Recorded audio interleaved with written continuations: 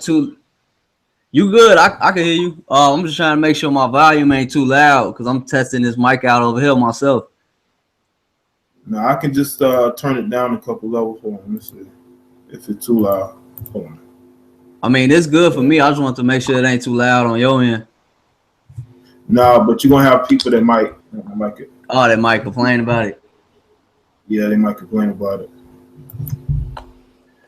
All right, we live though. What's going on, people? Zeta Black, as you can see, with Marcus A.Brown, Facebook friend, YouTuber, rapper, all sorts of things, entrepreneur. What up? What up? What up? They can't keep you down, man, because you're a busy man, man. You know what's interesting, man, is that all the way back to your story, man. But I'm not gonna tell it. So why don't you tell the audience your story and how you got started on YouTube, man? On YouTube? Well, actually, I've been on. I hear that echo. I don't know if you hear that. Oh no. Hold on. Let me go to my. It's like an echo on my end. Okay, hold on. Actually, I'm trying to. I need to go to your page so I can see the chat. Yeah.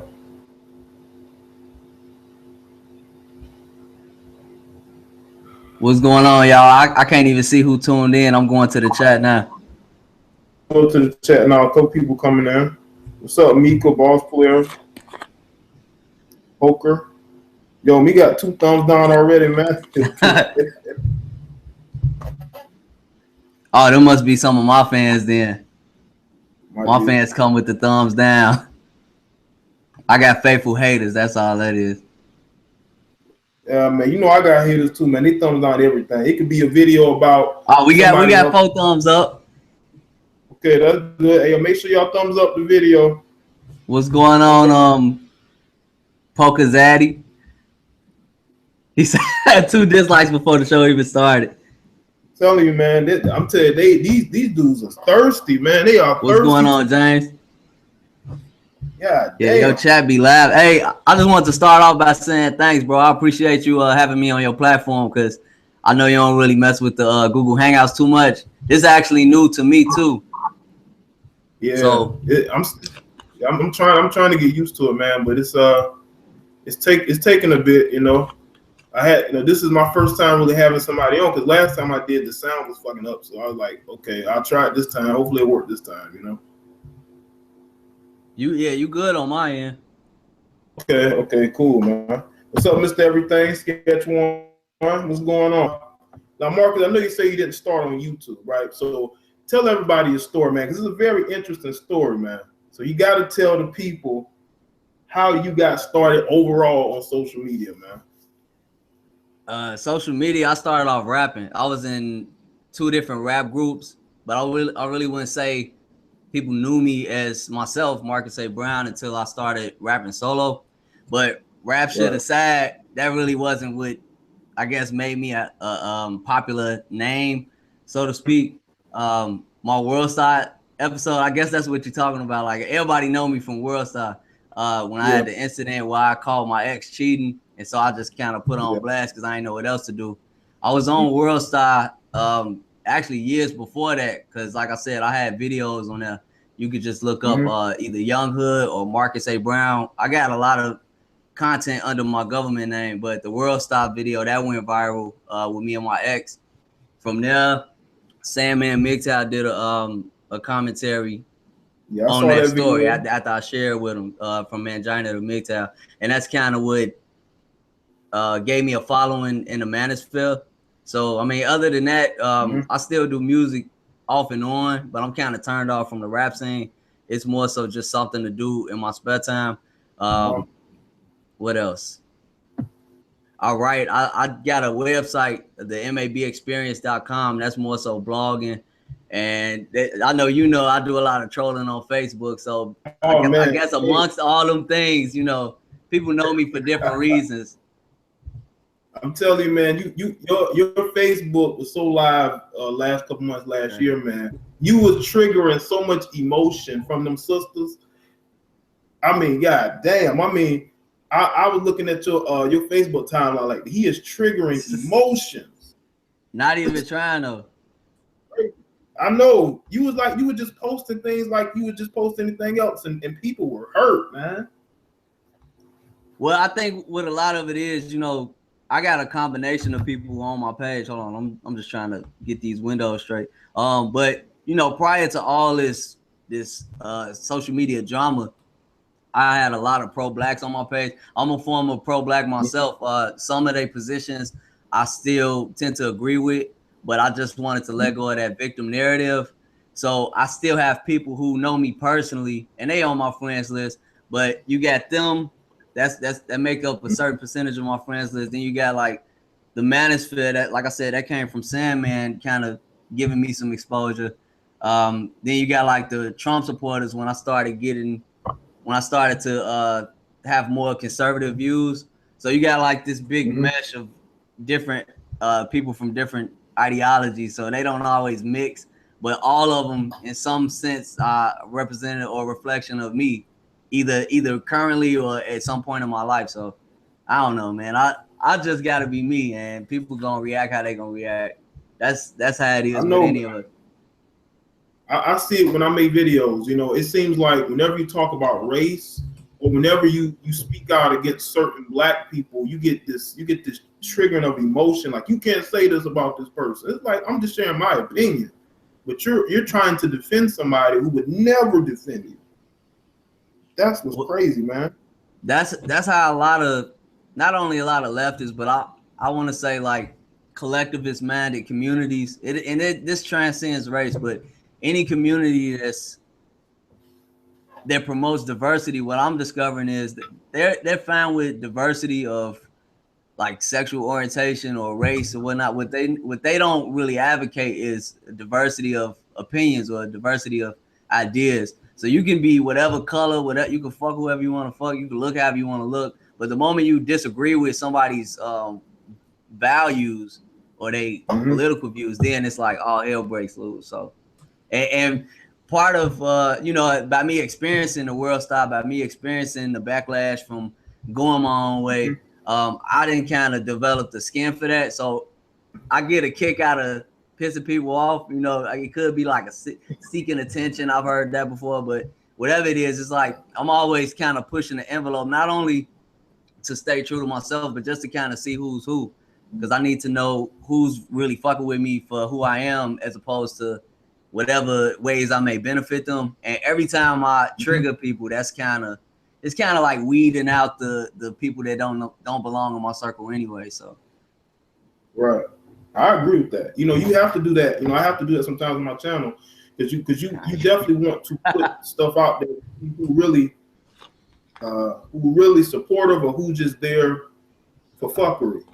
And it'll be people that pat you on the back one day, and as soon as you say something or post something they don't like, here they go out the woodworks, emotional, upset. I hate you. Your content sucks.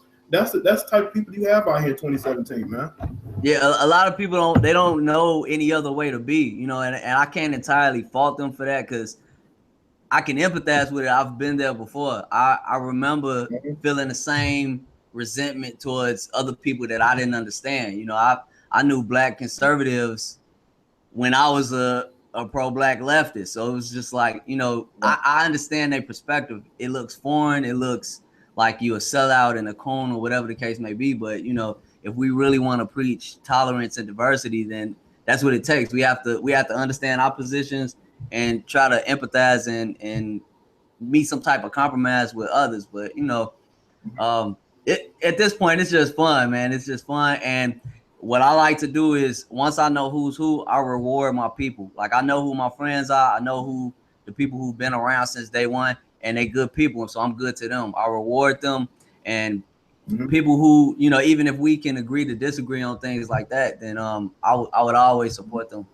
I appreciate the people who stand by me, but more importantly, I make that extra effort to stand by people who I may not even disagree with. I may not agree with on everything, but, you know, that's the type of relationship I want to have with people based on a one-on-one basis.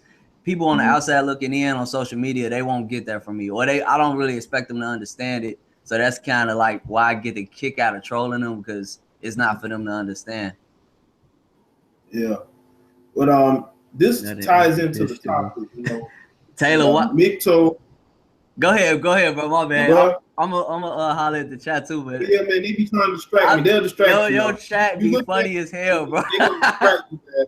They gonna distract you now. That's how they do, man. I'll be talking about a topic. They'll say something, and I have to quickly address it, and I have to get back on point. But so anyway, like it all ties into the topic. You got MGTOW, and you have black men in the black community. This is the thought that black men can't be MGTOW, that black men shouldn't go their own way. You got black women who say, well, y'all don't have anything to go your own way from because white men have this and that. They should be going their own way. And it's like, well, that may be true, but we're dealing with an epidemic in our community. We have all kind of issues.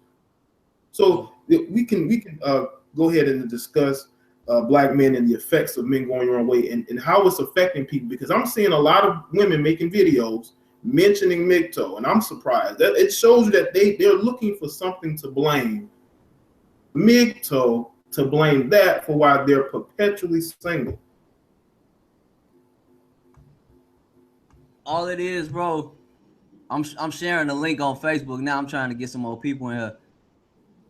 But no, to your point, all it is with not only the women but the simps that's backlashing against black MGTOW, it's a lot of race baiting and it's a lot of butt hurt. Like we've I don't know your age. I'll be 32 in March, but I'm 27. I'll be 28 in a couple months. Oh well, you definitely at that age where you know what I'm talking about, bro. Like for the majority of our lives, we grew up under male shaming for everything. You could blame everything on men. They need to, in the 90s, it was they need to get in touch with their emotional side. They need to get in touch with their feminine side. Now we got these emasculated men and they saying we need to man up. They always preaching on like just traditional male roles. We always, like I said in another Google Hangout, we're constantly redefining what it means to be a woman while holding men to the same traditional roles like back in the TradCon days. So I mean, you can't really keep changing one without the other changing as a butterfly effect. But from what I'm seeing,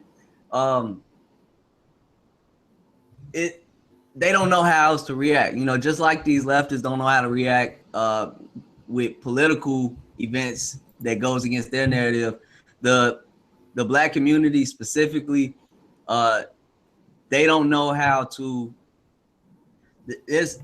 We got a stigma with black men that we think with our dicks, that all we want to do is fuck, that we are incapable of, thinking with our heads, with our big heads instead of our little heads. So when you got a guy when you have a man that has control over his sexuality, or even if he's just self-aware, like you can still be fucking all the bitches you want to fuck, but you just got game in your head. You know what it is. You took the red pill. Right. That's foreign to a lot of not only women but the black community in general. So the only way they can really rationalize that, from my observation, is either to question your masculinity or question your sexuality, or to race bait. MGTOW, from what I've seen, it was a raceless philosophy. So nobody brought race into MGTOW but black people, men and the women. Whether it was started by white men or not, to me, honestly, a red pill is a red pill. I don't give a fuck who started it. You got some some European MGTOW who give credit to the I forgot the name of it. It's like the Great Silence or the white. It was other names for men going their own way. They just didn't call it that. But it was, even like the pimp era. Some people try to find correlations between the pimping era and men going their own way. Now, like my positions on pimps, I feel like they was hustling and exploiting women at that time. They did have insight and game that the men in our generation didn't have. But now you got like an influx of different reactions from men. You got some men that's PUAs, you got some men that's MRAs, you got men that's MGTOW of different degrees. And I mean, I try not to get into the multiple levels. I ain't never really label myself with the levels and shit, but I understand it. You know, MGTOW is it transcends race. So go ahead. I wanted to make sure I answered your question right. No, you did, man, because I'm thinking the same thing. It's like whenever you say, you know, I'm going my own way, they immediately go into shaming mode because they're not used to that, you know? Black men aren't used to black men having control over their sexuality. Women aren't so they go and they start shaming you because that's the only trump card they have.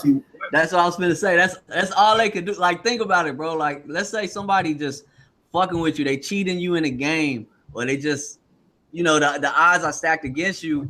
Every time you play, you're gonna lose, or you're gonna just play, you know, at a disadvantage. So you gotta try extra hard to win at anything, or even just to, you know, break a tie or a draw.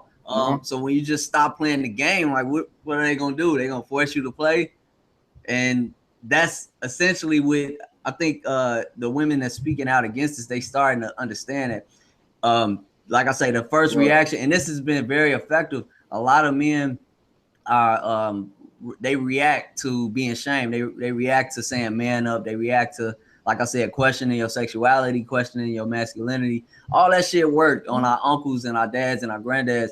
These new, like, people our age and even younger, I'm really more concerned with the younger generation because red pill or not, like, that's a different breed of animal. Like, they not going for no bitches because these are like the divorce babies we talking about. These are people who grew up under straight misandry, like straight hatred for men, for straight men. And so you either gonna have these polarities of men, from the emasculated men that's gonna be like the gay guys. Not to diss the LGBT community, but I believe that a huge percentage of the gay men and the lesbians, I think that's manufactured. I think that's set by design. I do see truth in the gay agenda. It's very relevant and apparent to me. And I think single motherhood in the black community had a lot to do with that. And then you're gonna have the other end, which is just a straight fuck these bitches ain't shit, like genuine misogynist. You know, now I'm not saying that they absolutely justified in feeling that way. I'm just predicting what is to come. You know, like, women will be fortunate in the future to have men in the middle. You know, men that are red pill guys that still tolerate women and still engage with women, but just on their own terms. That's the best you're gonna get in the future, ladies. At the rate that men are being treated. And besides that, all you really got to choose from is the simps, the fags, and the niggas that don't get no shit. That's just gonna dog these hoes out. Sorry, excuse my language, but you know, I just want to get it out, have it come out. Yeah, man. I mean, you know, a lot of these women barely have anything to choose from, but they're still choosing men who they really shouldn't be with. But they're choosing them anyway, and they're wondering why relationships don't work. And a lot of times, these women are choosing men who they like men and women, but they will still get with these men. They say, "Oh, I didn't know he liked men." Yeah, you did. You sensed it. You know, women can sense when a guy's living on the effeminate side, and they like that because they feel like they can control him or they could like beat up on him. But you know, the real men out here who carry themselves a certain way, they may not be thugs, but the women ain't checking for them because they know that guy's really not going to put up with their BS, or he doesn't need them financially. And because of that, they tend to go more towards dating the weaker, effeminate male. Yeah, that needs a place to stay. From what I've seen, they want both, you know, because women compartmentalize men. You know, like, men in the past may have had a male harem in different cultures, different societies, but in the Western world today, this is like the era of the female harem. So the female, and I'm sure you know this already, but every female guy, like that simp dude, that effeminate dude, the beta guy, and the straight, let's just say the guy that she really is attracted to, who may not be the best for her. I try to give women the benefit of the doubt, knowing that primitively we respond to different stimulants, you know, different substances and people. So even, for example, and I'll say this about the guys too. If the chick got the right body or the right physical features, you know, primitively we respond to that saying, hey, this is a good mate. You know, I want to exchange genes with this person. she represents a healthy human being, and I fuck the shit out this bitch. I'm trying to have her. I'm finna put a baby in her. You feel me? But we living in this society, especially seeing like the risk that we take just to date, not even to procreate with women, but just to date. You know, men kind of grow up understanding that there's risk involved, whereas women, they know it's risk involved, but they know they could be rescued from that. So, you know, they may not be attracted to that beta, but they know that betas tend to come with security. They gotta compensate for not being the guy who they really want to fuck with. And the guys that they really want to fuck with, honestly, they don't have to have all those other traits. It would be nice if they did, but you know, oh wait, that's another thing. It would be ideal. It would be ideal to a lot of these chicks if the, you know how they say alpha fucks, beta bucks. If the alpha had everything, if the alpha was the man she was attracted to, the guy that gives her the tingles, and he had the resources, the status, and all that. Let's say you got the full package. That man, he's gonna have standards. Not only standards, but he's gonna have other chicks checking for him. So I think right now what we're seeing is a combination of women wanting a cake, wanting to eat it too, but they don't want to deal with the competition, and they don't want to deal with the possibility of rejection. Because when you dealing with a real alpha male and they exist, you know, the top pick, if you the top dude, you can pick whatever bitch you want. The moment the chick gets to acting crazy, she's replaceable. And even though that's the minority in men, women, they got the advantage of social media. They got the advantage of male thirst.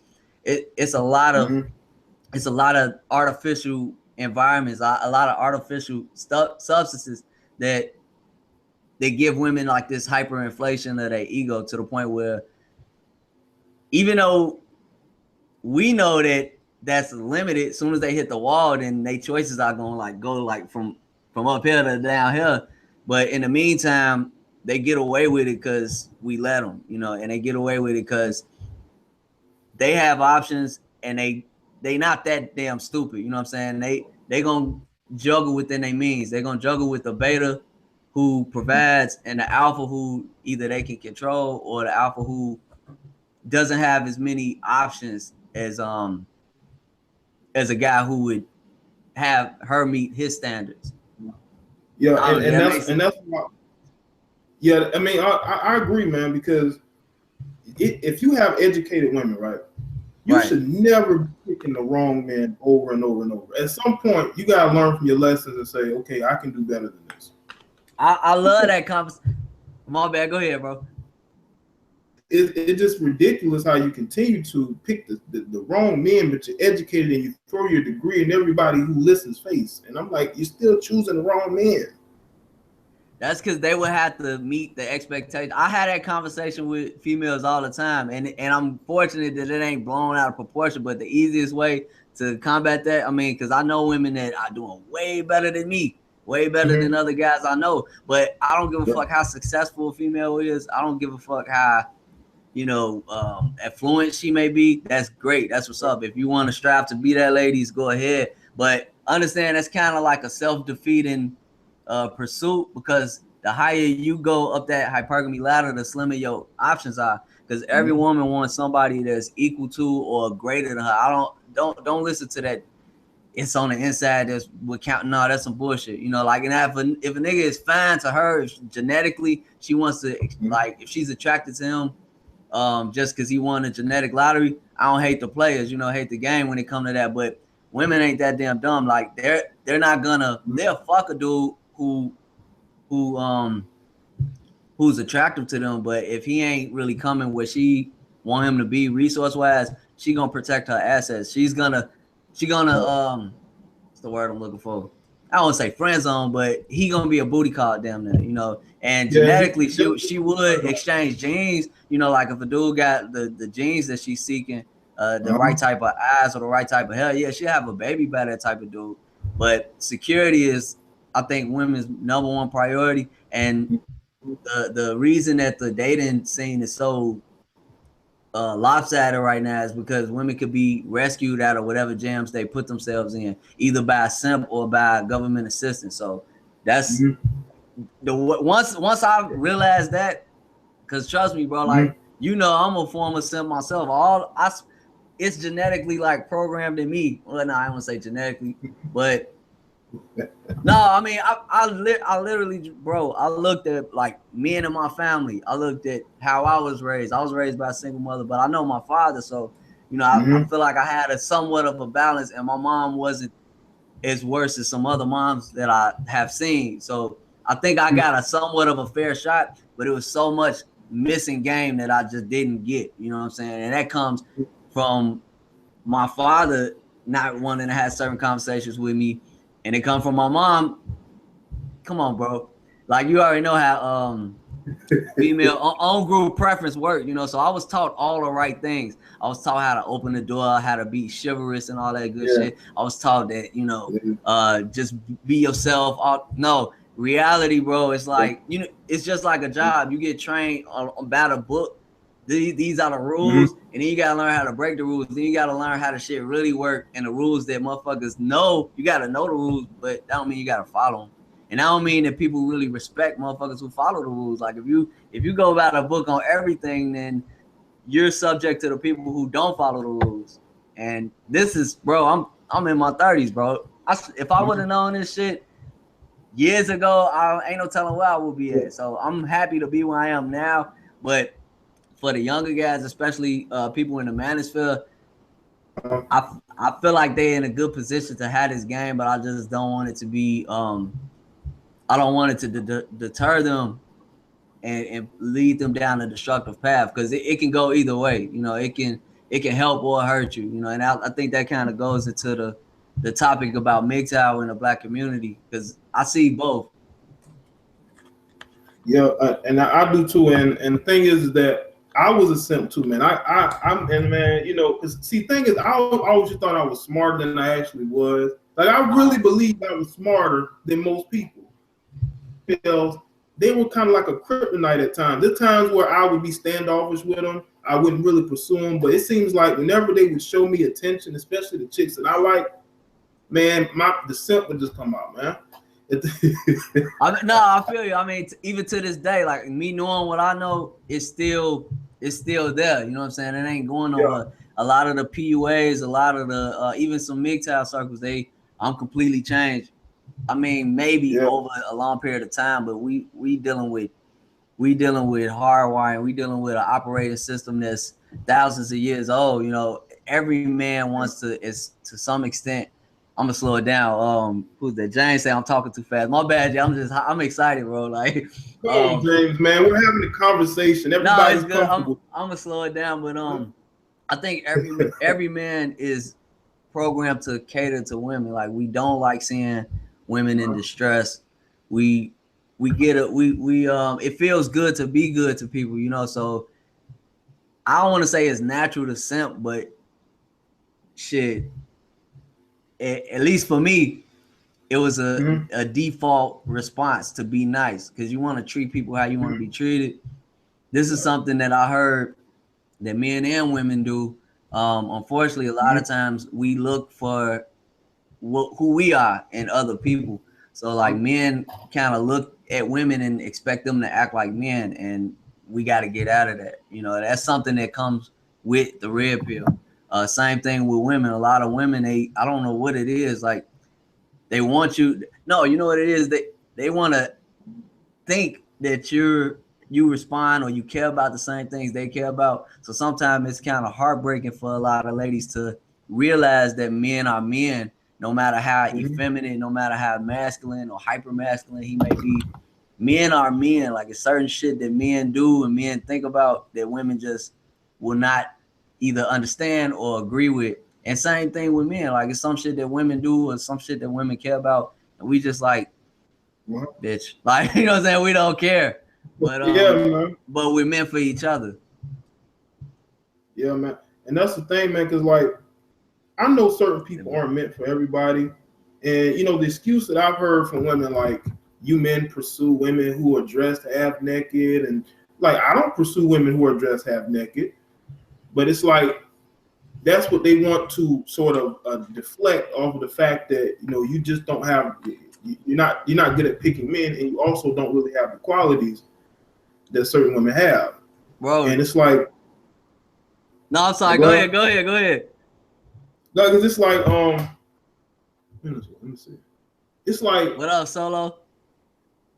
If you have a female who, you know, you're attracted to, she has a nice body, nice personality, whatever, and she's single, always single, attractive, she has a nice body, she claims to be educated, why is she perpetually single? But then she'll say, well, these men like light-skinned chicks, or they like chicks with long hair. They like chicks with this. I'm like, come on, you can't be coming up with all these different excuses why you're single. You got to pick one. You can't be all of them. You know what I'm saying? Sometimes you just got to look yourself in the mirror. And a lot of these women don't want to look themselves in the mirror. And that's the problem that we're having these days. Looking yourself in the mirror, bettering who you are as a person. A lot of these chicks don't want to do that, man. But we as men, we're forced to do that. Especially if you go your own way. You go your own way, you definitely have to look in the mirror, man. But you know, when you look yourself in the mirror, when you come to that state of what they call self-actualization, that's a turning point. That's what Sandman referred to as an existential crisis. It'll really change the direction of your life, and it affects not only you but different people that know you. Like most people, when they meet you, regardless of who you are, like they want you to stay who they met you as, or they want to stay the way that they knew you, you know. So for you to change, for you to make progress, for better or for worse, some people just not used to that. Once they place you in a box, they want you to stay in that box.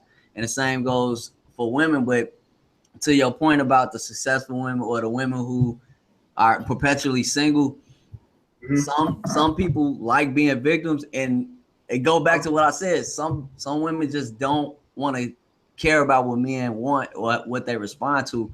Like I would have shut that shit down in the gate and just been like, look, men like to fuck, G. We like to sports fuck. Yeah. So this is something that's, I don't know why it's so hard to understand, but ladies, every guy that fucks a chick doesn't want to wife that chick. You know what I'm saying? Every bitch that he fuck, he ain't gonna want to wife. So there's a difference between sport fucking, and wifing. That it sounds like it ain't fair, but I mean, look at our genetics. Like men, if they could, they would repopulate the earth on some Genghis Khan type shit and just impregnate every type of chick that they could. I'm not saying that's a wise move, especially now, because you'll be paying out the ass. But like, if men could, they would. And the same with women. They don't want to necessarily fuck every man that they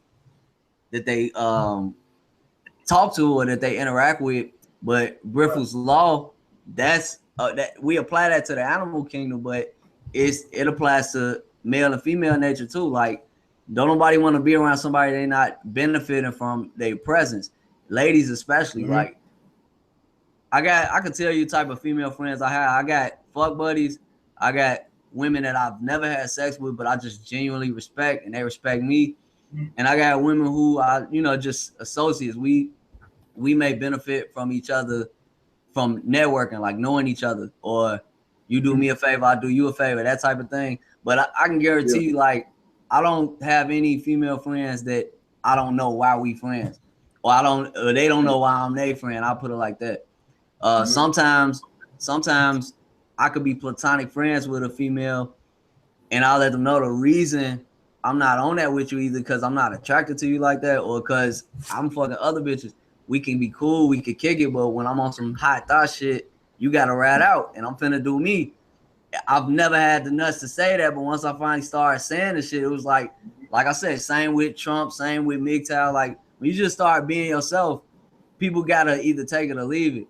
And it's weird for some people to see that in me or accept that coming from me, because it's not in my character. You know what I'm saying? Even like how I'm talking right now, you could be looking at me, you could be like, I don't really believe this dude. And you don't have to. A lot of people don't. But when I really like follow up with what the shit I was talking, then motherfuckers be in their feelings because they just thought it was sweet for whatever reason. And I also give women that same credit. Like, if a female say she just want to be cool, I'm gonna take that at face value. So once it lead into some hot shit, which that's happened before, and I say I ain't on that, You know, now I'm the one that's being looked at crazy when it's like, no, I was just believing you for what you said. You said you want to know that, so instantly, like I put you in a box, like you put me in a box. Ain't nobody got time to be playing no games like that, you know. So hold on one second. Like I have like female friends who want advice. They want to pick my brain. They want to understand what's going on in their dating life. Like I seem to attract women like that sometimes. I think I attract too many of those. Like they want the answers to their problems, and it's like I can't really give you the answers, but I can tell you what you can do to better yourself. But I can't give you answers. Like a lot of those chicks come at me, man. I don't understand. They on some intellectual fucking. With the ladies you mentioned, like, do they ever follow through with any of your advice or your opinions? I think some do, but others, I'm not sure. I'm not sure. The reason I ask is because it is like I was fucking around with young chicks, legal but young, and what's the name? Ringo TV Raw. Shout out to Ringo TV. Like he spoke on this, and there's so much truth to this. If I could find a younger chick, when I say younger, just legal age, less baggage, less mileage, and she listens to me, like if I could help her find, and I ain't gotta like overly simp, I could just drop a little gem and see if she gonna follow through with it. If she do that, I'm gonna fuck with her, I'm gonna rock with her, and I would give her some genuine advice if she asks for it. I ain't gonna offer I ain't gonna be volunteering to save hoes. Half the time I withdraw information only if if somebody actively seek that on their own. But those are the people that I genuinely will help. As for the rest of the chicks, like sometimes motherfuckers just want to talk. They just want to blow hot air. They just want to hear you say whatever you're gonna say, or they want to hear their own ideas coming from another voice. So the way I handle that, it's like, shit, what are we doing tonight? Are we drinking? Are we going out? If we going out somewhere, I'll listen to your problems. If I want to vent, I might throw out my bullshit problems. I got my venting buddies too. If a female is paying for my date, which these are women that I like, women I grew up with, women I know like that. Only way I've ever had dates paid for is when a motherfucker either into it with their boyfriend or into it with their guy or just lost their job or just need to get out the house and shit like that.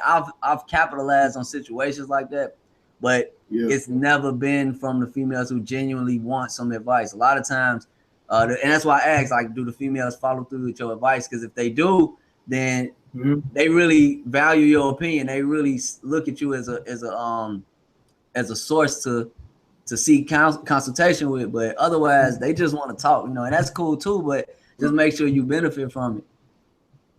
There was one particular female I was talking to last year. She's in a relationship now, and she would ask me a lot of questions, man. But I guess it worked. I don't know. Like the advice you gave her? I guess so. Hey, somebody had a question for you and me, man. Me and you ever dated a woman who was 10 years older than us? Dated or had sex with a woman 10 years older than us? I never have. You want to go first, or you can go first. Well, I got some funny stories. Like I didn't fuck with some older chicks, but I've never been in a relationship or had anything extensive with them. The one female I don't say she interested in me now, but the female that I know I'm on her radar, she's much older than me at this time, and it's a little too close to home for me, so I ain't really bit that bait. My only experience with older chicks was at swinger parties. I've been to swinger parties. This was years ago, and trust me, like black, white, professional, ratchet. Like you wouldn't believe who's at these parties, and these are like married, like that. The porn shit, the cuckolding, that shit is real. It is women that will fuck you in front of their husbands. It's women that will like cheat on their husbands. And these are usually people in their late 30s and 40s. So I had experiences with that when I was younger. And that was interesting, but nothing extensively, nothing like in a real relationship. Right. O'Shea, he made a video talking about dating older women seriously. Tom Likas spoke on that just for young guys that want to get their practice in, get some experience points. But shit, if I was younger, you know what? If I could do it all over again, I probably would have tried to go for older chicks when I was younger.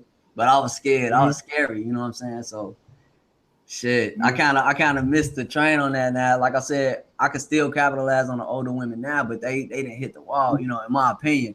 And once you didn't kind of, at this point, I date women my age, maybe a few years older, younger, but if they like close to 21, 22, I could do. That's kind of my lane, but I don't take that seriously either. It's weird. Like after taking the red pill, I don't think I could take any women seriously, but I can enjoy the companionship for different reasons. Like women my age or women our age, we enjoy them because we grew up doing the same shit, watching the same shows. We can relate to each other. Whereas younger women, of course, it's like the youth, beauty, less baggage, less mileage. The older women, hopefully they got resources and they not so demanding on you. Because I ain't really trying to leech off a bitch, but I just want her to have her own. If she's older than me and she didn't hit the wall and got more mileage and got kids my age or half my age, I gotta have something more like that. She ain't gonna get the same play that somebody my age would get. And that's just a matter of like, I'm doing them a favor. That's how I look at it. You know what I'm saying? If you've ever been a chick's arm candy, like, you know what I'm talking about? Like these older chicks, it's a privilege for them to be around younger guys, but for them to get that type of play, especially publicly, you know what I'm saying? Because some of these older chicks, they the smash and grab types that you just go see them when you go see them. But if they want to like really pursue you and harp down on you and where you been at, when you off, nah, bro. Like later for them. Because I noticed it too. But you do have some older women who will tell you about how younger guys are interested in them, but then I think socially they don't want the stigma of dating younger men because they will think they care more about what other people think. But you know they're interested in you, but they care more about what other people are saying about them, which is probably why they're always single. I think older women I'm interested in. Because it's just them being older, especially when they keep themselves in shape, man. That, you know what? That's what I haven't had, G. Because I ain't gonna hold no punches. Like, I done bang some fat bitches. I done bang some older chicks. Like, bro, we all have, man. You know what? That's what I go for. I go for like a shit. I can't even think of no famous MILFs. Like a motherfucking, I don't know what's up with the chat, man. Name some celebrity MILFs or something. Like when I think MILF, I think like a Sierra or something, but she close to our age. But I don't even know none of these older MILFs. What about Angela Bassett? Yeah, like I go for an answer like that. I haven't experienced the Angela Bassett yet, so. But see, that's what I'm saying. Like when I think of older women, I'm really trying to assess where they at in their life. Like where are they? Are they fresh out of the divorce? Are they all the kids gone? You know what I'm saying? Shit like that. Or are they one of them? My bad. Go ahead. I was gonna say, them females on Real Housewives of Atlanta, some of them MILFs, man, I'll smash the shit out of some of them MILFs. Wait, I ain't hear you. What you say? No, I say some of them chicks on Real Housewives of Atlanta, not Mimi Leaks, but some of the other ones, I'd smash a few of them. I'm out the loop, bro. I don't be watching none of that shit. I don't be knowing.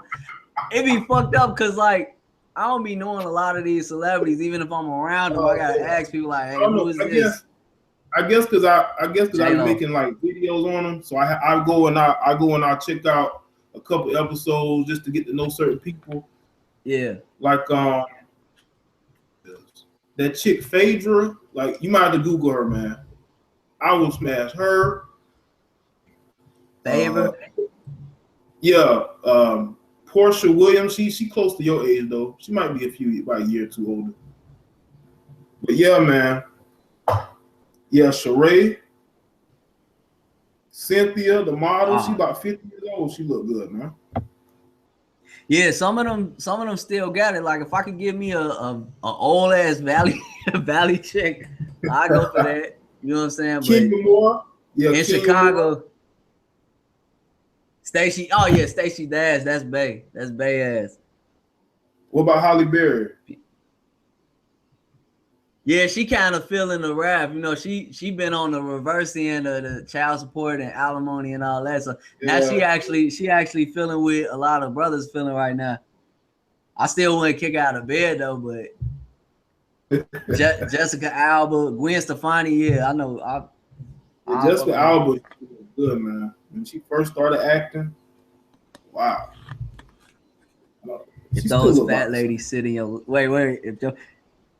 I'm trying to go. If those Roger Spice say if those fat ladies sit in your lap, they'll break your leg. They've been known to mess up shocks and struts. and I'm a little nigga, bro. I can't go for that.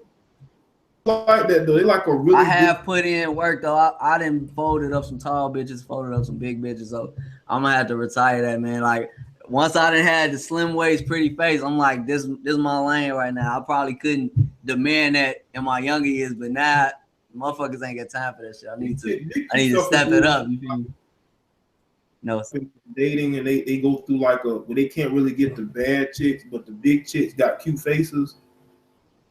Like your shit, you ain't gotta be perfect. I mean, look, man, I'm 5'5". I'm a short nigga, I'm skinny.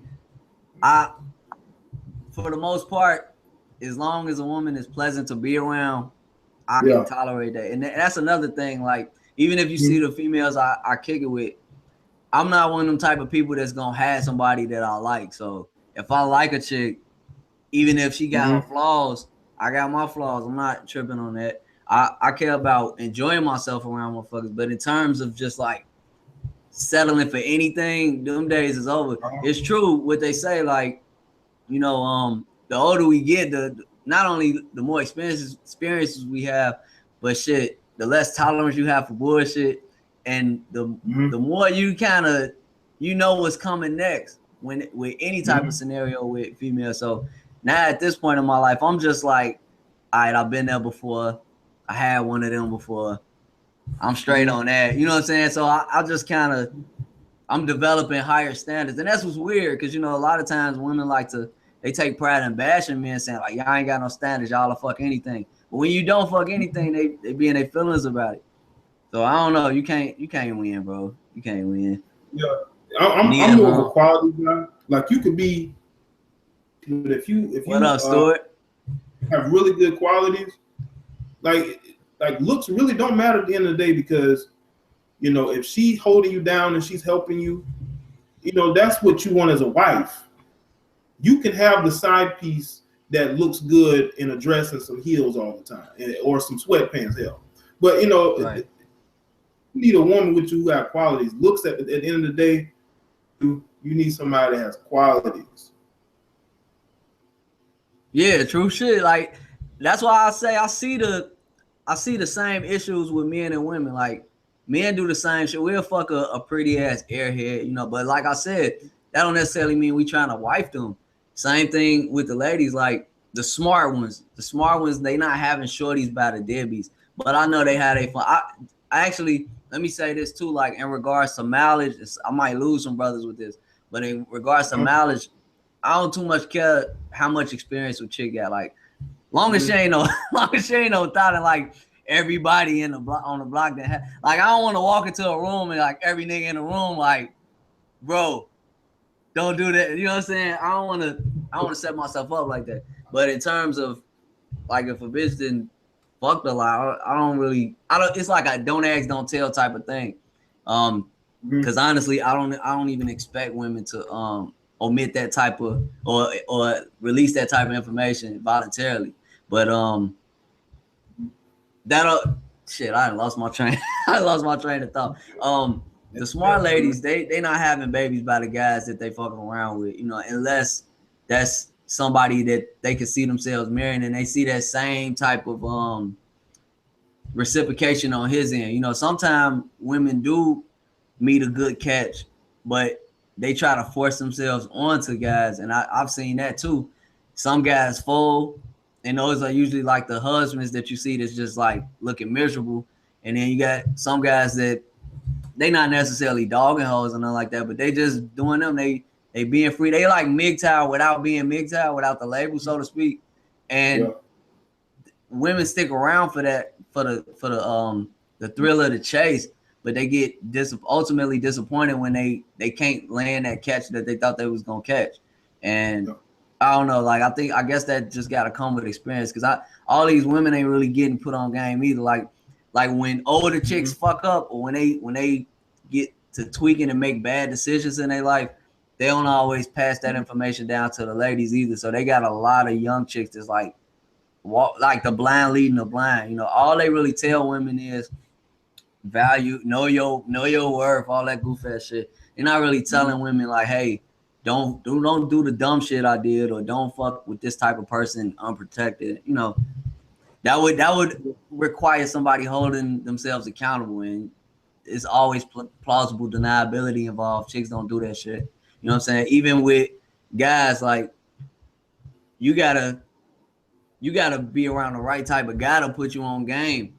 Cause I got men in my family that made mistakes, and I wouldn't throw it in their face, but I always try to bring it up in a way to see if they will even acknowledge how they ended up in certain situations. They don't always do that, even at the expense of their own sons. Cause I don't have kids, but if I did, it ain't nowhere in the world I wouldn't share with my shorty like, hey, bro, you not.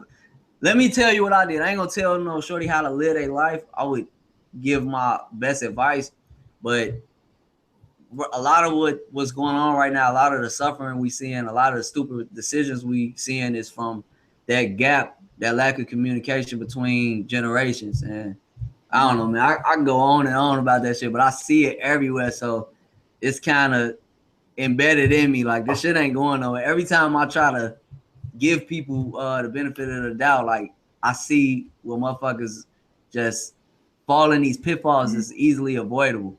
It's crazy. Well, let me ask you this regarding black men in the black community. You know, we can need to conserve black love. We all about Africa. We hate the white man, even though we have biracial children. What do you think about their attitude towards black men who go their own way? I think they male shaming. You know, they don't know what else to do. Like I said, I don't think that race was even a factor in MGTOW, in the manosphere, until black people brought it up. Because black people race bait in a lot of things, from the workplace to sport, like all this superiority complexes and shit, history, even like women, MGTOW. The men who are like pro-black nationalists, I try to identify with them when they speak on their efforts in helping the black community. But a lot of times they don't understand that you can support from a distance, or everything that they may advocate for. I might be like, hey, bro, that's what you want to do you? That don't necessarily mean I'm going to do that. And like I said, we dealing with a collectivist mindset. So a lot of times people are throwing you pictures because they really trying to sell you into being a utility. Like, a lot of the pro-blacks, they only strong in numbers. If you notice, MGTOW, it seemed to be strong. I mean, I'm not saying it is or it isn't. I'm just saying it's doing something. If it's stirring up all this commotion, it's getting people pissed off. But who the fuck are MGTOW? Like, we are individuals. It's not a gang. We're not out here protesting. We're not out here recruiting and no shit like that. It's just a male space. This chat room right here, you know, some may be MGTOW, some may not be. But just the fact that we having a conversation, and I'm not, at the end of the day, ain't neither one of us gonna say, all right, bro, we need y'all to sign up for this cause. We need y'all to spread the word. No, this is information that every man seeks of his own free will and accord. Ain't nobody forcing this shit on nobody. But pro-blacks don't necessarily operate like that. They want you to agree with everything that they had to say. And the minute that you stray away from that shit, it's like resistance, or it's a backlash. You know, you a coon, you a sellout. And that shit is very effective. It worked for so long. But I think one good thing that the manosphere has done is kind of put men on to what shaming is. Because a lot of times guys don't even know they're being shamed. They don't know what that is. We all, and I've heard many guys say this before, like, we feel what's going on, or we had a subconscious idea of what we're experiencing, but we didn't know how to put it into words. So it really wasn't until the manosphere came along that we understood concepts like hypergamy and Briffel's law and shaming tactics and things of that nature. So now that cat is out the bag, and I think for black men, specifically for men going their own way, we see that it was introduced to us with the red pill in regards to women, and then we just start applying that to everything. That's how it worked for me. Like I came across a red pill. Actually, no, let me go back. I came across Tom Likas looking for relationship advice and shit. I was like going back and forth with a chick, and I'm looking for relationship advice on some how do I make things better? How do I save a relationship that ain't working? And I just stumbled across Tom Likas. You know what I'm saying? Tom Likas put me on to Paul Elam. That was when he was the happy misogynist.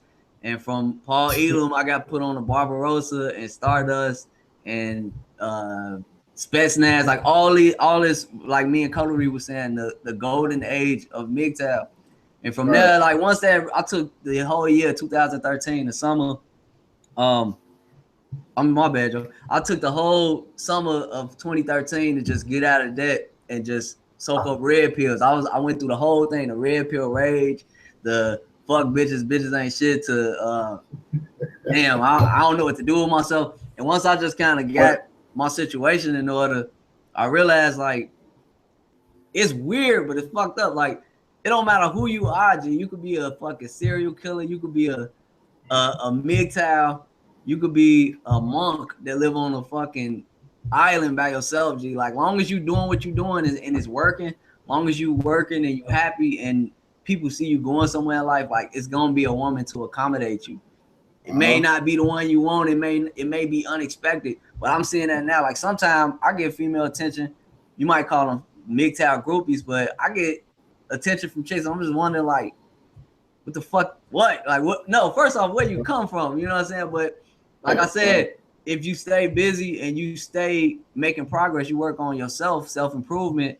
Everybody want to be around somebody successful. Everybody want to be around good energy. You know what I'm saying? And once I figured that out, it was like, all right, I'm gonna just go my own way. Literally, that means go my own way in terms of how I want to date, who I want to date, what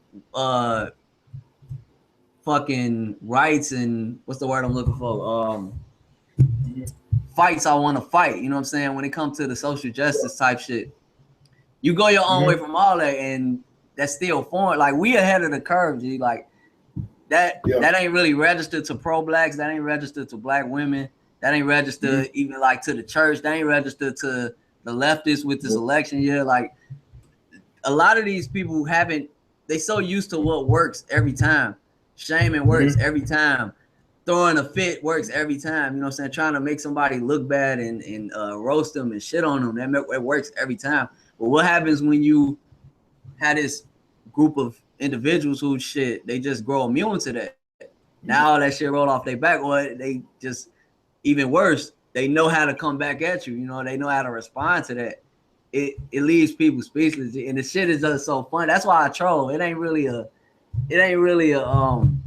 attention thing as much as like just testing the waters. I'm like, all right, what happens if I do this? What happens if I say that? You know what I'm saying? And shit, your guess is as good as mine. I don't be knowing. I don't really be caring though.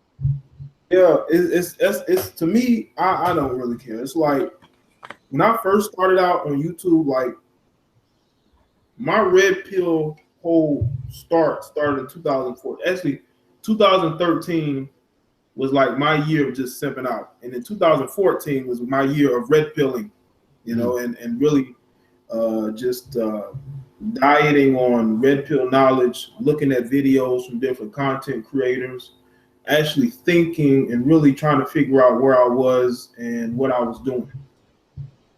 2014, that summer and into that fall, I said to myself, you know what? I'm gonna start making videos. And that's where it started, man. I was so angry when I started out because I'm listening to the comments. I'm like, you know what? God damn it. Certain things I just didn't see. Now I see them. I got to make these videos. So I was going in. People, I was hurting feelings and didn't give a shit because I wanted to get my emotions out. Yeah, you gotta vent. Yeah, you gotta vent. And it can be therapeutic in a way. Yeah, it was very therapeutic, man. Because I'm not even that angry anymore, you know. But I just didn't care. I didn't have a filter, and I was making content specifically on the things my dealing with black women. And I made a couple videos about black women, and they still can't get over those videos. And it's like when regards of men going their own way, they seem to be the biggest enemies or the biggest skeptics of men going the wrong way, because they think that when black men go the wrong way, they want to call them gay, or they want to say you can't get the women you want, you must hate women, your mother didn't love you, whatever. So what do you think about the black women on social media just countlessly dissing black men who are going their own way? Bro, I'm glad you asked that, because as we speak, I'm trying to scroll up. You got a lady in the chat that damn, if I can get back to her, she has some kind words for us. Oh yeah, I got nice women on my channel, man. Well, I mean, I'm sure you do. I was being sarcastic. Anyway, I can't even find it. Oh wait. Well, they're nice in a couple okay, I got ways, it. I got it. Ingrid Dion. I don't know how to say that shit. MGTOW, disgruntled men who can't get the women they want. And to respond to her and to your question about the women on social media who shame the men who go their own way. Ingrid, I hope I said that right. Yeah. The funny thing is, Ingrid's a stalker, man. Oh, I mean, that's fine. These are fans. She probably the second dislike that we got, but I'm not really gonna argue with her on that. No, if you listen to Ingrid, did you just listen to what both of us just said?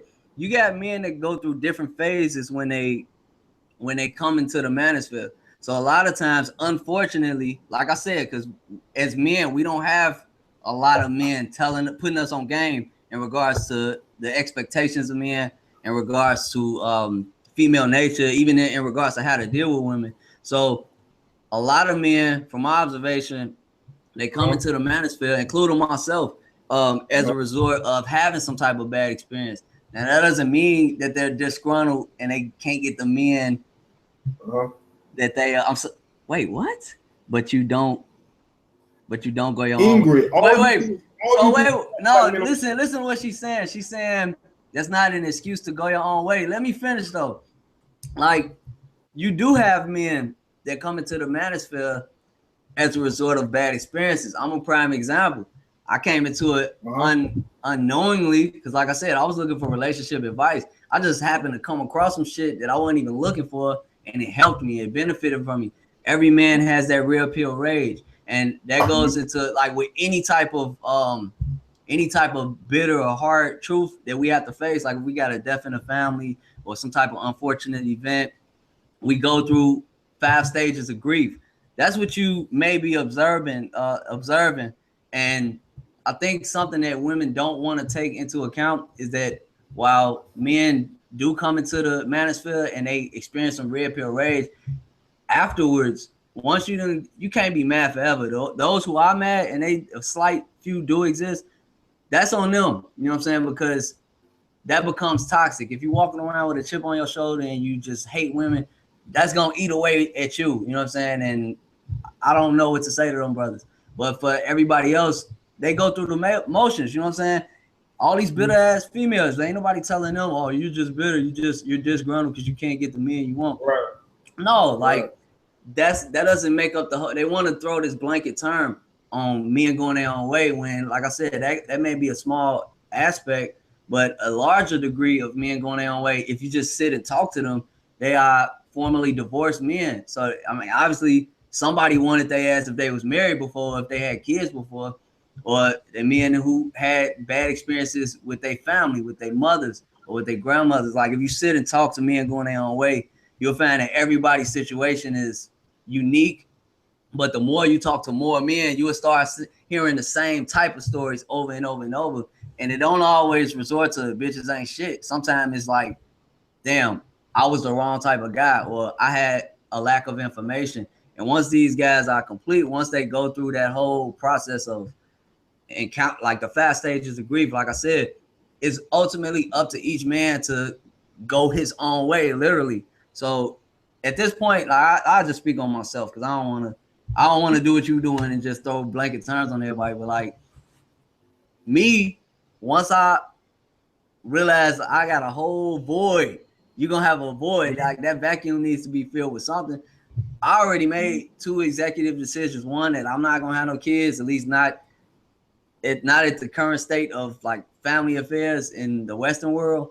And I have no interest in getting married. Now I'm gonna still date, I'm gonna still cake it, I'm gonna still be chivalrous and still take women on dates and shit like that. I just do it on my own terms.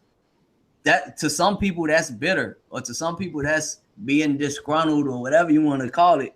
But to me, it's being in control. I thought women liked men that was in control, but they don't always do that. Like I say, when motherfuckers used to you in a box, they want you to stay in that box. And for a lot of simps, a lot of former simps, a lot of former blue pillars, they hold everybody that knows them, you know what I'm saying, they family, the girls they dated, the motherfuckers who don't even know them personally, but just knew them maybe in passing or some shit like that.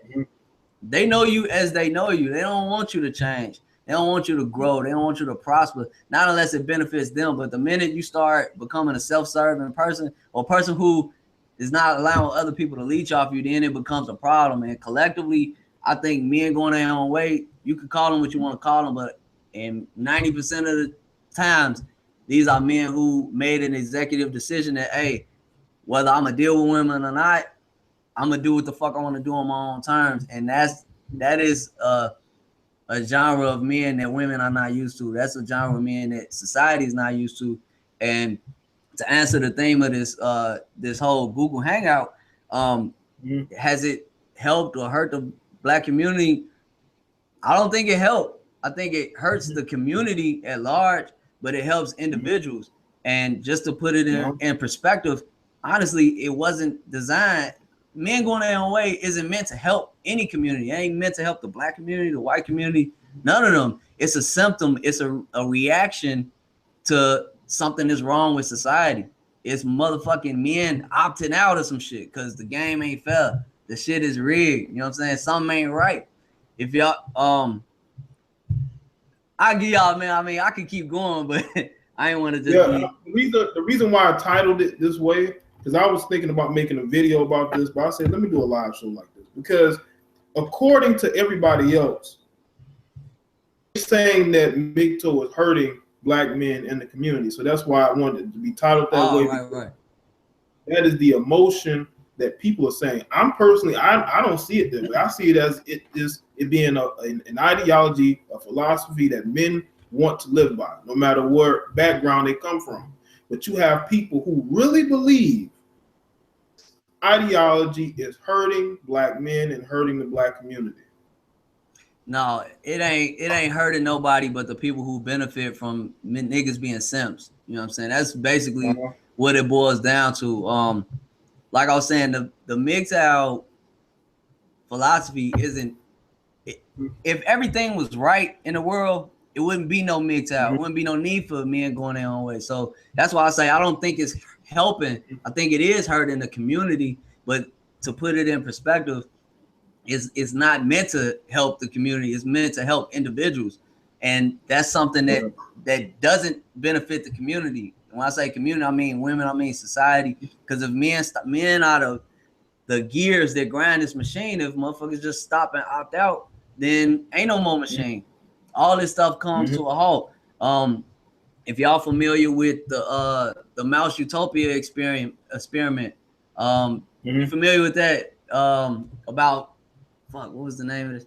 The Beautiful Ones. Though to me, that was a representation of MGTOW. Like for those of y'all that don't know, like just Google the mouse utopia experiment.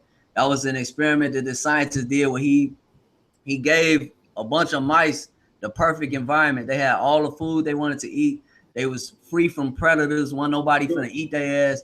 They ain't had no type of diseases or nothing like that. And what he found was that if you allow a perfect society where all of their needs are met and there's no consequences for their actions, no predators, nothing to fear, motherfuckers repopulate and become hostile towards each other. The women the female might stop caring for their young.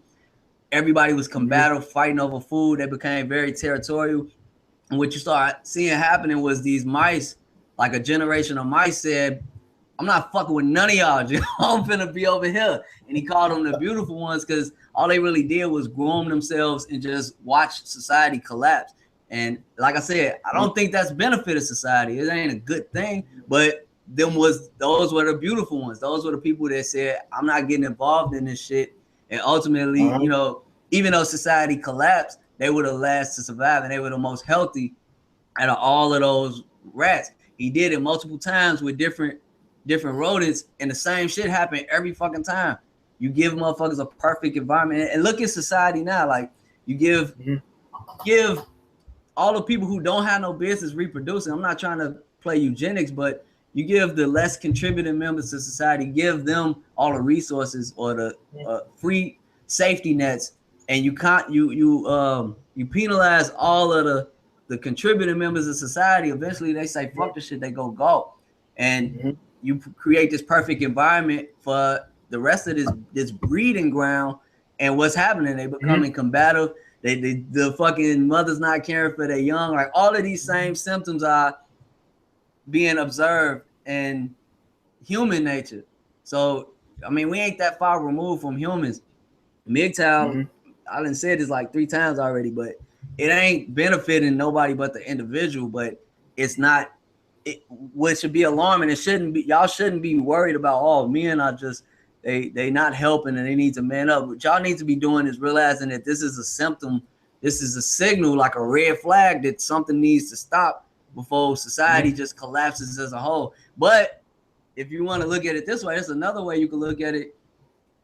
After the ship done gone too far, ain't no coming back, ain't no turning around. So, I mean, that raises the question, does society need to collapse? Like, maybe this shit needs to fall. Maybe shit needs to hit the fan in order to reset. You know what I'm saying? Because once that shit goes back to normal, once society collapses, all these gender roles and all this this political correction, all that shit is out the window. We back in the primitive age. You know what I'm saying? We go back to, if I want a bitch, I'm gonna beat her over the head, or I ain't got to do nothing to her. But hey, if you want to survive, bitch, you finna fuck with me. Otherwise, you on your own. You know what I'm saying? And that's nobody. I don't think none of the women are prepared for that society. We got a lot of intelligent women. We got a lot of prestigious, accomplished women. That's cool.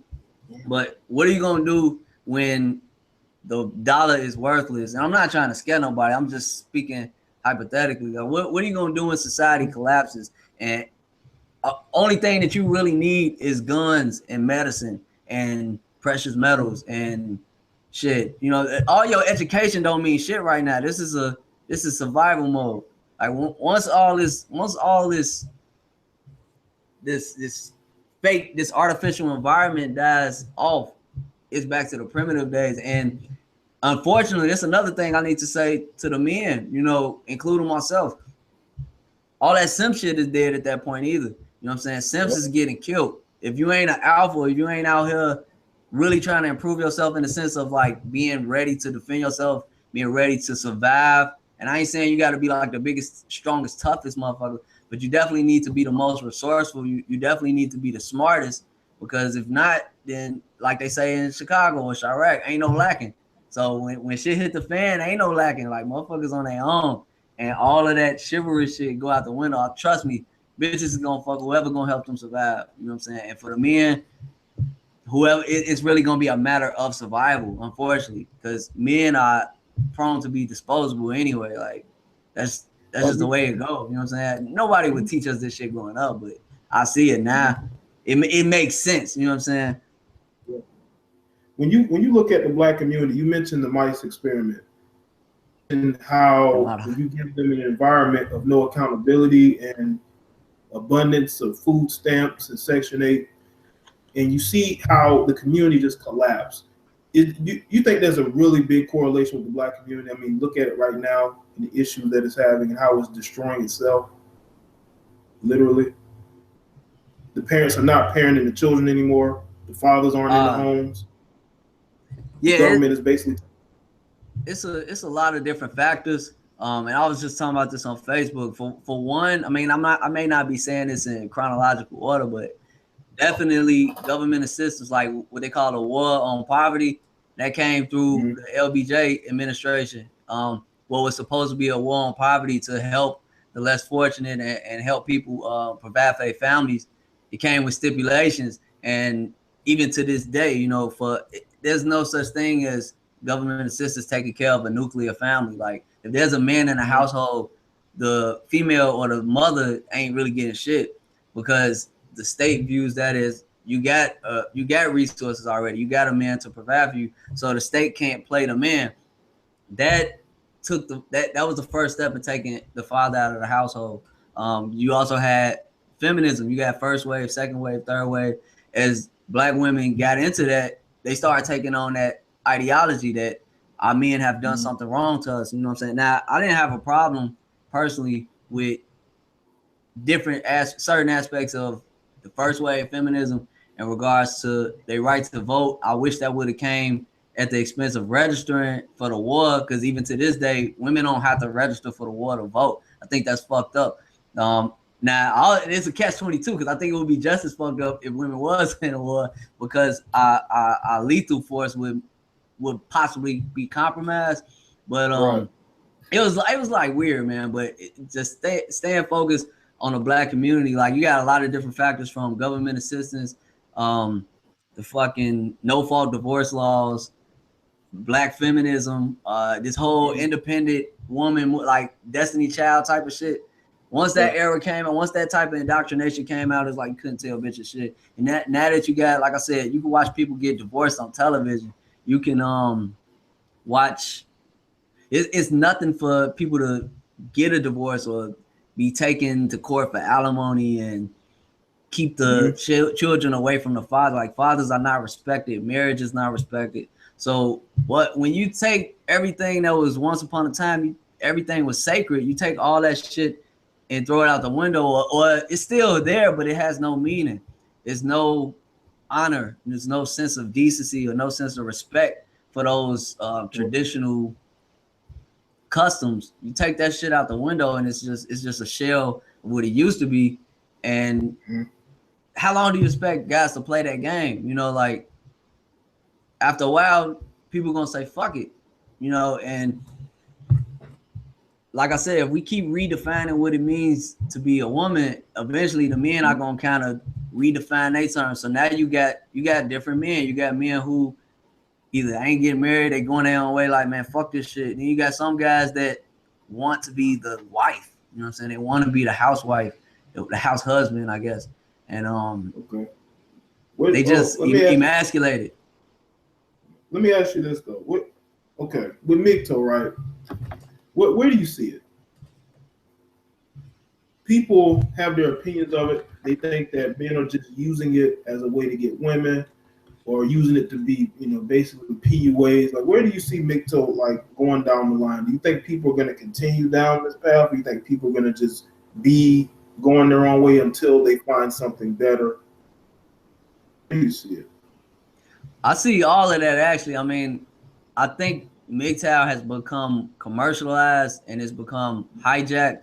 I know people may get pissed at me for saying that, but think about, and I remember this because when I first started sharing this type of content, first response I would get is, men going their own way.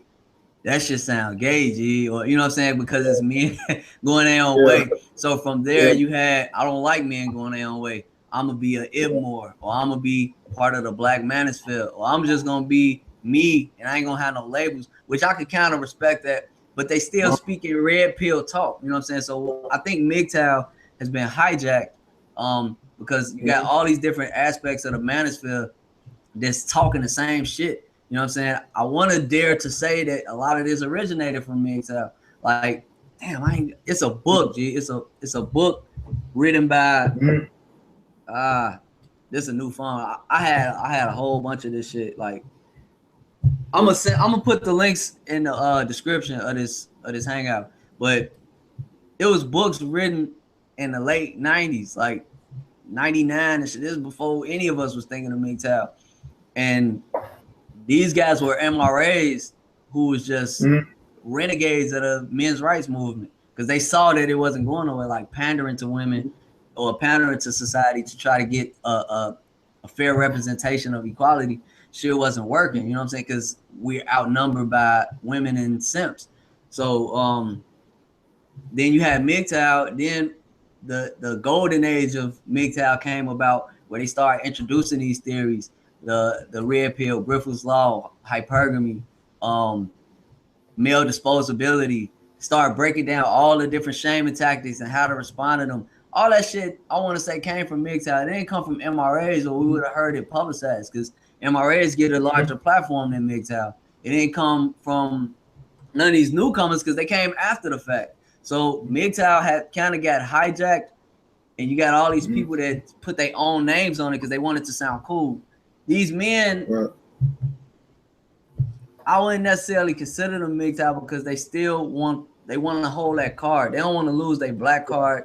They don't want to lose their player card. They still want to be accepted. They still want female approval, but they want to speak red pill talk and negate where it came from. The shit came from MGTOW, and MGTOW was then labeled with the lames and with the True Force loneliness guys, you know what I'm saying? And by being commercialized, it's cool if you're doing the red pill videos every day, or if you're doing the joke, the entertainment. Like, it's good. We need those type of sectors of men going their own way, or the red pill, I guess. But once that become the primary focus, is no longer a intellectual aspect to that shit, then the newcomers, they come in at a disadvantage. They not really getting what we got, because we came around when it was Invention One MGTOW, when it was Stardust. If you know, the thinking AP barely want to be bothered with the shit, you know what I'm saying? Because it's like, look at what it's become. Now, honestly, I'm just saying it what it from how I see it. I'm not looking to save MGTOW either. I identify as a man going my own way, and I'm always identify with that, because that not only does it make the most sense to me, it represents me. You know what I'm saying? That's who I am. But nah, at this state, I see MGTOW being like the fucking buried archives where all these newcomers come and steal the remains of what was once a great community and a great era of philosophy and shit. That's how I see it. Let me ask you this, though. You mentioned something in your hangout yesterday about the female who did the documentary, and she briefly mentioned MGTOW and got completely Cassie J.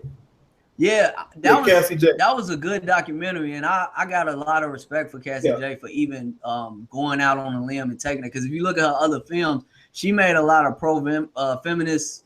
She's a former feminist. She did, women's rights documentaries on the LGBT community and shit like that. So for her to go out on a limb and make a documentary that wasn't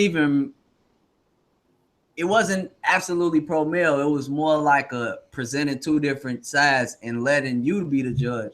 She interviewed feminists. She interviewed the men's rights activists, mostly from A Voice for Men. And I felt that was appropriate. Like, I didn't expect her to really go that deep into MGTOW, because she could have ran into friction, which is unfortunate to say, but let's be 100, like, it exists. Ain't no telling who she would have ran into, or what type of response she would have got.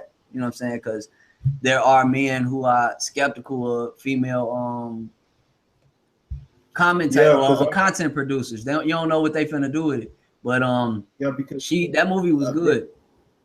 Because there are people who are saying that you have women coming into the manosphere trying to benefit. Like, you had another female, you probably know her. She made the video against MRAs or MGTOW, and then all of a sudden now she's a men's rights activist. You remember the female, right? I remember a female speaking. It was a white chick, right? She said something about damn, I forgot. I don't know that chick name, but I didn't know her to be a men's rights activist. I just remember her reneging on everything she said. But it was only because they trolled the shit out of her. Like, they trolled the shit out of her. Like, she really, she went from being feminist, you guys are creepy. Yeah. She's a men's rights activist. She's gonna make a documentary. She's got to go fund me. And I'm like, are you fucking serious? See, I never followed up with her. I don't even remember her name, but I know who you're talking about. But shit, now I would be interested to know, is that a decision she made after Cassie J? Because before Cassie J, you had Jasmine Newman. Jasmine Newman did a documentary on men's rights too in Australia. And then you also got I can't remember her name. She was in She was in the Red Pill document. I'm finna look her up now. She was she started the first women's shelter. I believe it was somewhere in Europe. Is she like a But female MRA? I wouldn't call her MRA, but she always in that circle. You know, like damn, I can't think of her name. It's not Karen Strong, Chris Rock. No, not Girl Rights What? I mean, but you know what? Girl Rights What? Like she was like, I don't think nobody can top her. You know, she was the first female MRA that I came across, and to this day, I don't really know anybody that's on par with her. She was also in a Red Pill documentary. No, what's this chick name? It's an older lady. Does she make videos? No, she just speaks. Like she spoke at some of the men's. My bad, bro. It's that's cool. I think of it right now. But when we're on this topic of appropriating MGTOW, what do you think about Paul Leland writing the book about MGTOW? Do you think he was the right person to write it? Somebody had to do it, but he ain't the only person that wrote books on MGTOW. I think he just wanted to capitalize on the name, you know, because there was a point in time where MGTOW was getting more traffic than MRAs, and I think the MRAs resented that. I think there's a place for both. And that documentary, the Cassie J, the Red Pill, that really put it in perspective for me. Like I said, I don't fault her for doing it the way she did. I think it was fine just that way. And the reason I say that is because I went to see it twice. The first time I went to see it with one of my guys. The second time I went with a lady friend. And I had to see, once I saw it that first time, I'm like, I can introduce this to ladies and they would be receptive to it because it's coming from a female. So they can't really be too hateful towards it or too misandrous, because in the movie, in the documentary, you're seeing a woman, a former feminist, empathizing with men. So it's real funny. Like if you ever go see it with a chick, it's a funny sight to see. Like if you just observe the girl, because she's feeling all of the emotion coming from the other women in the film. So like even if they walk in the door wanting to down it, they kind of walk out with a different perspective. And I think, like I said, that unfortunately that wouldn't have came from a MGTOW documentary. I don't think that wouldn't have came from just a bunch of men talking. Like women appeal to women more than men do. Only way men really get women's attention is when we vote. We vote with our votes. We vote with our money. We vote with our feet. We vote with our dick. Like we basically gotta vote into some shit or vote out of it, and that's how we get responses from society. But other than that, women kind of control the dialogue. You know what I'm saying? That nobody really cares about men's rights until it's affecting their sons or their daughters' husbands, and you know, shit. Like, it got to be some type of connection that affects women, not necessarily just a man by himself, because men are disposable. Yeah, Ingrid had a question for you. I want to know your thoughts on it. Did you see it? She's let me see. What's she say? Let me look at it. Aaliyah, the girl who swirls, University of Central Florida. she likes to watch my live shows. Man. I don't have a problem with the girls who swirl either. I just think they're a representation of what they think MGTOW are. Because you got women that think MGTOW are like indirectly trying to seek attention. So it's almost like if I'm a man going my own way, I'm like, nobody can have me. I'm over here by myself, you know what I'm saying? Just teasing and taunting. And in actuality, it would be, nah, bitch, I'm just doing my own thing. You know what I'm saying? You could kick it, you could come along, but I'm going to do me either way, whether you're here or whether you're not. With the girls who swirl, I don't have a problem with that. But I think the response, they like that response. They want the people to get mad. They want the guys to try to bash them and be in their feelings about it. But if you're not, no. I mean, I don't care about men dating interracial dates. You know what I'm saying? Like, I don't trip about what I don't want men to get caught up into is idolizing foreign women. Like, it's good to experience them, but I wouldn't put them on that much of a pedestal to say that they're that much different from Western women, especially if you bring them into the Western world, like you just basically importing her into the mess you're trying to get away from. But overall, I don't have a problem with interracial dating. I think the girls who swirl is kind of funny. Like I think they just projecting. You know what I'm saying? If they want to do them, let them do them. But they always gotta broadcast the shit. They always gotta look at me.